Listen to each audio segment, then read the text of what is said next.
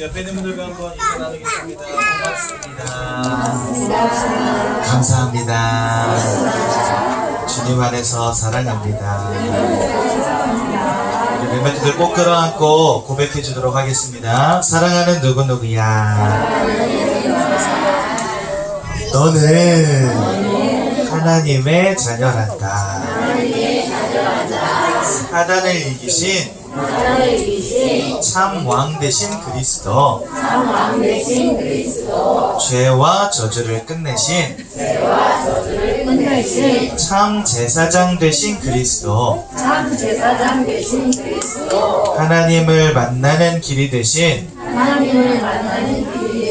참 선지자이신 그리스도가 내 안에 함께 하신단다. 참된 선인 그리스도의 복음을 온 땅에 전파하는 것임을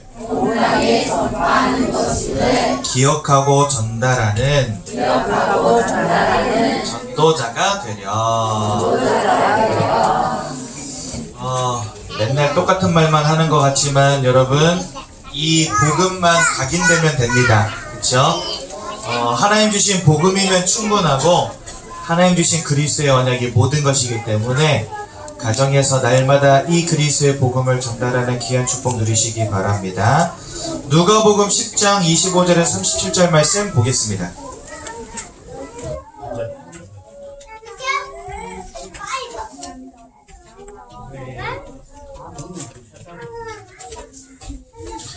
누가복음 10장 25절에서 37절까지 말씀, 너무 기니까 다 보진 않겠고요. 여러분 어차피 11시 예배 올라가면 또 있거든요. 그래서 다 보진 않고 30절부터 35절까지 35절까지 말씀만 우리 한 절씩 교독하도록 하겠습니다. 예수께서 대답하여 이르시되 어떤 사람이 예루살렘에서 여리고로 내려가다가 강도를 만나매 강도들이 그 옷을 벗기고 때려 거의 죽은 것을 버리고 갔더라.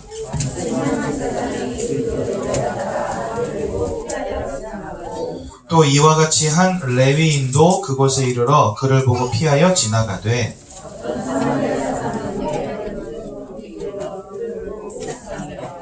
가까이 가서 기름과 포도주를 그 상처에 붓고 싸매고 자기 짐승에 태워 주막으로 데리고 가서 돌보아 주니라. 그가 주막 주인에게 데나리온 2를 내어주며 이르되 이 사람을 돌보아 주라. 비용이 더 들면 내가 돌아올 때에 갚으리라 하였으니. 아멘. 참된 선을 이해하는 태영아 부모님들 되시면 참 좋겠습니다. 오늘 읽은 성경 본문에 보니까 강도 만난 사람이 나오고요, 제사장과 레위인이 나오죠. 제사장은 성전에서 예배드리던 사람입니다. 레위인은 하나님의 말씀을 선포하는 사람이었습니다.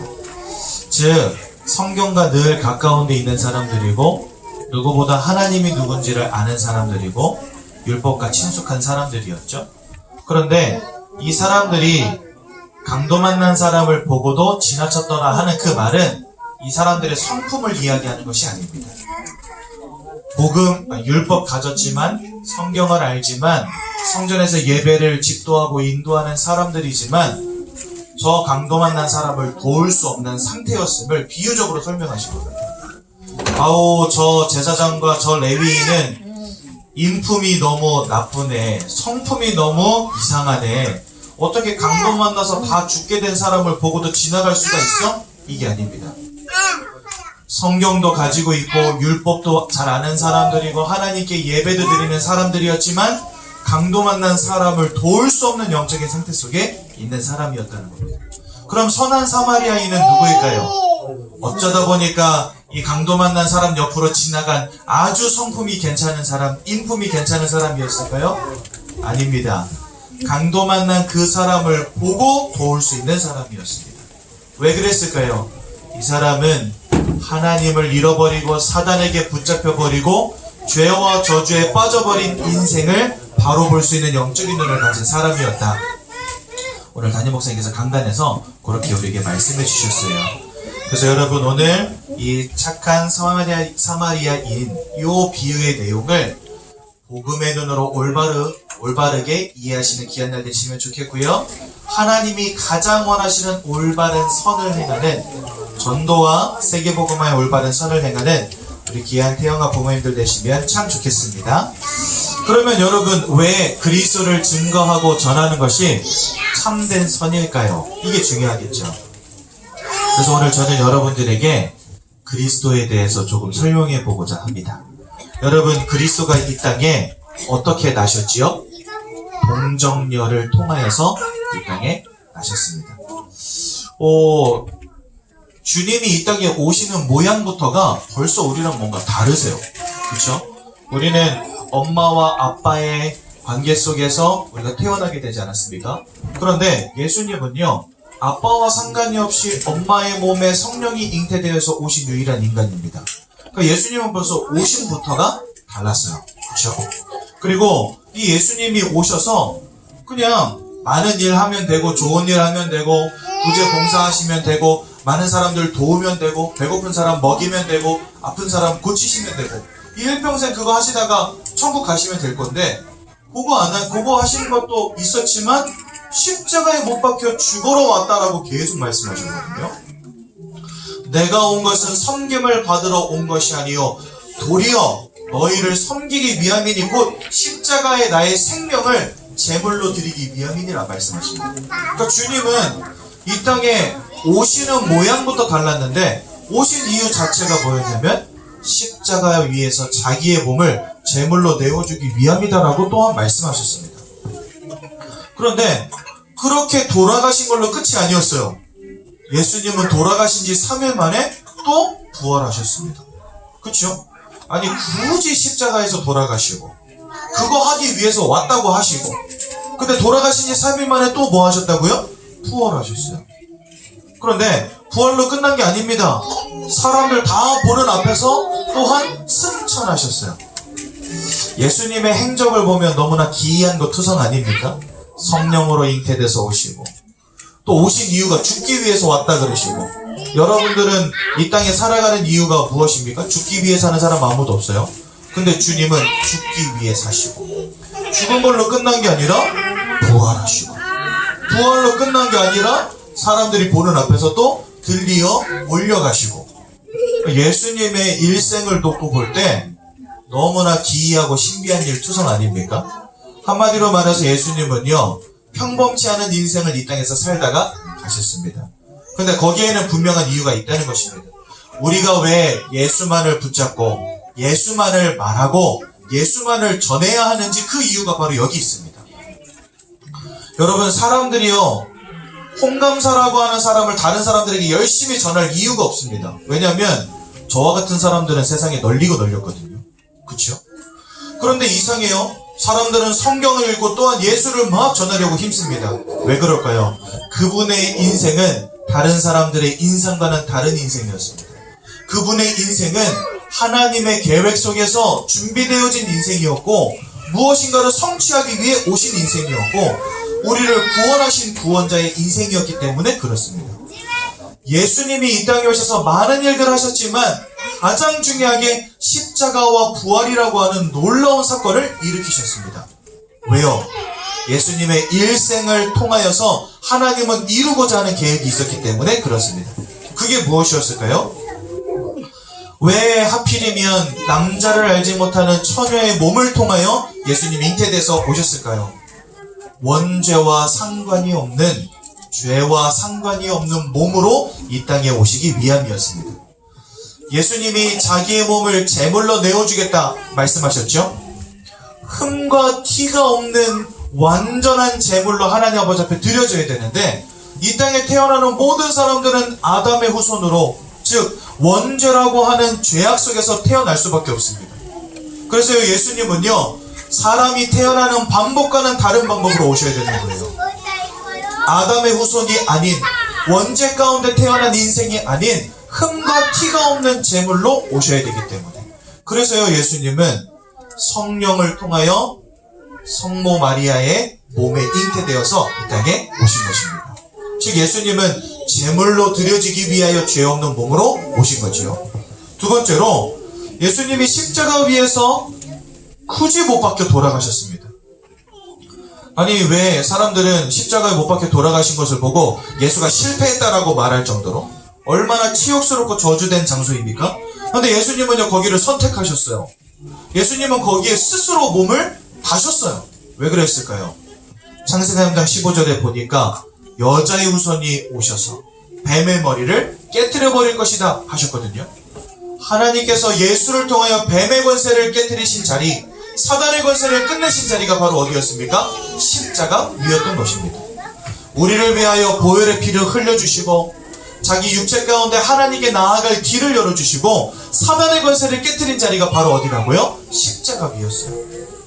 구원받지 못한 자들에게는 이 십자가가 미련한 것처럼 보이지만 구원받는 하나님의 백성에게는 이 십자가의 도가 구원 얻는 능력이 된다라고 분명히 말씀하십니다. 그렇죠? 예수님께서 그리스도의 사역을 완전하게 완성하신 현장, 그것이 바로 십자가였습니다. 십자가는요 우리 인생에 와 있는 근본의 문제를 꺾고 가장 중요한 사단의 머리를 깨트리는 장소가 바로 십자가였던 거예요. 그러니 예수님은 반드시 여자를 통해서 오셔야 하고 반드시 십자가에 돌아가셔야만 하는 것입니다. 무엇 때문에요? 우리를 구원하시기 위하여. 세 번째로 예수님은 부활하셨습니다. 부활은 무엇의 증거일까요? 우리에게 와 있는 사망의 문제를 끝내신 증거입니다. 영적인 사망을 끝내시고요.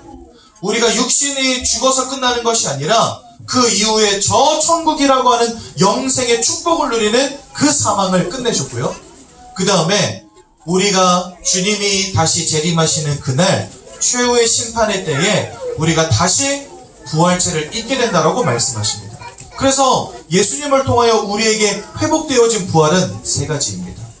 영으로 죽었던 내가 살아나는 것이고, 지옥으로 갈 수밖에 없었던 인생이 천국으로 옮겨진 것이고, 그 다음에 부활의 옷을 새롭게 입는 세 번째 부활. 주님이여 이러한 완전한 영생의 축복을 우리에게 회복하신 것입니다. 무엇을 통해서요? 부활이라고 하는 것을 통해서. 그러니까 주님은요 반드시 부활하셔야 하는 겁니다. 네 번째로 주님은 승천하셨습니다.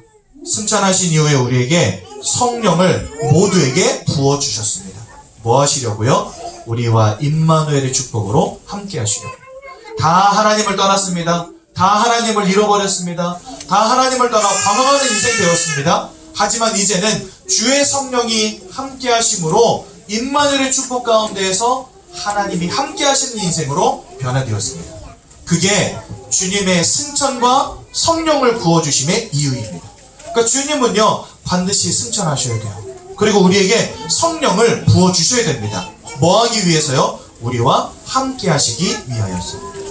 즉 주님의 나심과 죽으심과 부활하심과 승천하심, 주님의 일생 전체가 다 무엇을 위한 것이냐? 여러분들과 저의 구원을 위한 것이라고 하는 것입니다. 주님의 존재 이유가 오직 구원을 위한 것이었다니까요. 우리가 전할 그리스도의 도는 선행이 아니고 구제가 아니고 봉사가 아닙니다. 주님이 그러한 일들도 하셨지만 궁극적으로 주님이 이 땅에 오신 이유는 우리를 구원하기 위함입니다. 그래서 베드로전서 1장 9절에는 믿음의 결국 곧 영혼의 구원을 얻음이라 라고 말씀하십니다.